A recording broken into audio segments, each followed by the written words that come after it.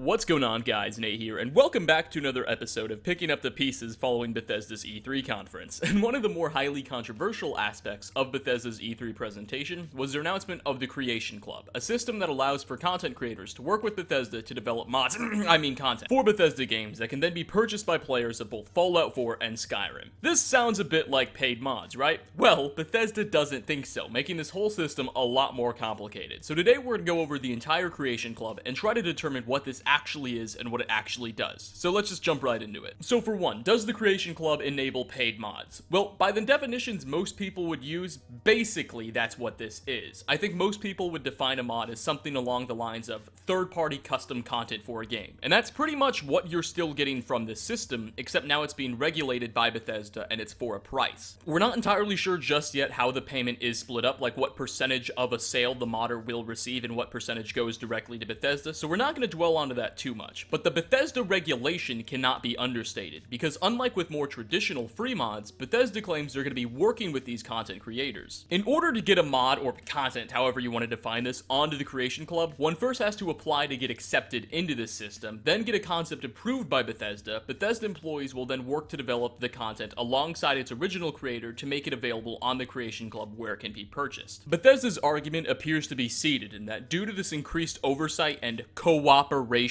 I use that term very loosely, you'll see why here in a bit, content on the Creation Club is only that. It's content, not mods. But at the end of the day, the impact on the community will likely be all the same. Mods are what create new armors, new quests, turn dragons into Thomas the Train, etc. And now Creation Club content is offering the exact same, this time just regulated by Bethesda and not for free. Almost like community DLC to an extent. So is this paid mods? As far as we should be concerned, pretty much so. Now let's discuss this regulation a little bit more in depth, because Bethesda was also very loosey-goosey in explaining this. So first, one must apply to become a Creation Club member in order to have mods considered. This I actually like to an extent. It ensures not just anybody will be able to be listing what are essentially paid mods. However, since we don't know what Bethesda's requirements or criteria are to get accepted into this program, it could lead into some problems. Maybe Bobby Joe Griddle over here has just entered the modding scene and he wants to make a mod that's, I don't know, a bit edgy, and he stops and thinks, wait, maybe one day I want to get accepted into CC. Probably shouldn't do anything too risque, and he scraps that vision. Until we're more clear regarding what Bethesda uses to determine who and who isn't Creation Club material, that is a possibility that should be considered, and a way that it will affect the regular modding community as a whole outside of the CC. Alright, so now you've been accepted into the Creators Club and you want to get some content out there. Well, first you have to submit a proof of concept. At first, I thought this was in the interest of quality control, only the best, most artistic expressing mods. But then remembered one of the defining mods showcased in the Creation Club trailer was literal crab armor, so my confidence in this stance has wavered a bit. It's likely more that the proof of concept is to ensure nothing too raunchy, obscene, or copyrighted makes its way to the CC. This is reasonable. It protects Bethesda from being liable from a whole plethora of nonsense now that they're essentially profiting off of this stuff. But where would Bethesda draw the line here? Ah, that armor looks a bit too revealing, sorry, no cigar. Is that something creators will have to deal with? We don't know yet. Finally, modders will be working hand in hand with Bethesda employees to get their content finished up. For one, unless this is going to be at a dramatically lesser scale than anticipated, I don't think Bethesda has the manpower to assist with thousands of community projects. So I'd imagine this level of support won't be terribly flexible for content creators, and probably very limited. The Bethesda employees assisting with the development of these mods will likely take preferences. If somebody's just working on a few armor retextures or whatnot, they're probably not going to get a whole lot of assistance out of Bethesda. Maybe just a quick and simple audit, if even that. However, if there's a modding team working on something the size of Falscar or some huge expansion, then Bethesda might take preference with them and actually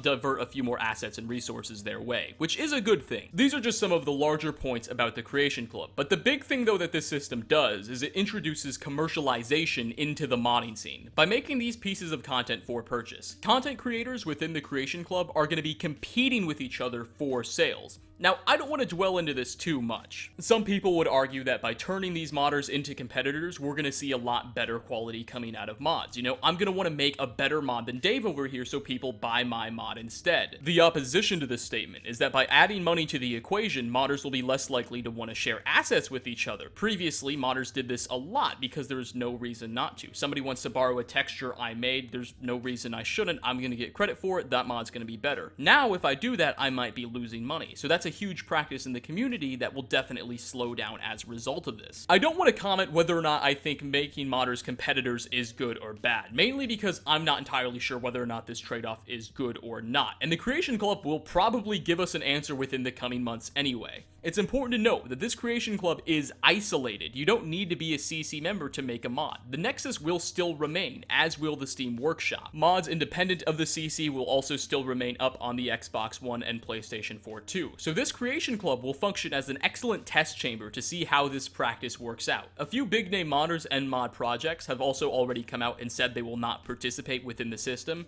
Beyond Skyrim and Skyblivion, arguably two of Skyrim's biggest projects, have said they will not partake, and there's likely to be many more following. I think modders will be very careful about dipping their toes into this water, primarily because of the huge community backlash against the system. They risk being ostracized by the community if they do. So we'll have to wait and see if the CC is even able to gain much traction at all. But with that, we are going to wrap up. It looks like Bethesda can't really decide for sure whether it wants the Creation Club to be a paid modding platform or a means to hire people out to make community DLC, and as a result, the worst of both worlds are being exposed. But what are your thoughts on this matter? Do you think this is a bad idea? Bethesda is moving the modding community in the wrong direction, or do you not really mind that much since the Steam Workshop and Nexus will still remain? Again, a lot of the big creators aren't even going over to it at all, so this might very much just be a small little test tube to see how this practice works out in the end. But I hope you all enjoyed the video. If so, a like rating is always very much appreciated. I did use the term mods and community content interchangeably in this video throughout, and I've just caught myself doing that. So if that confused anybody, my sincerest apologies.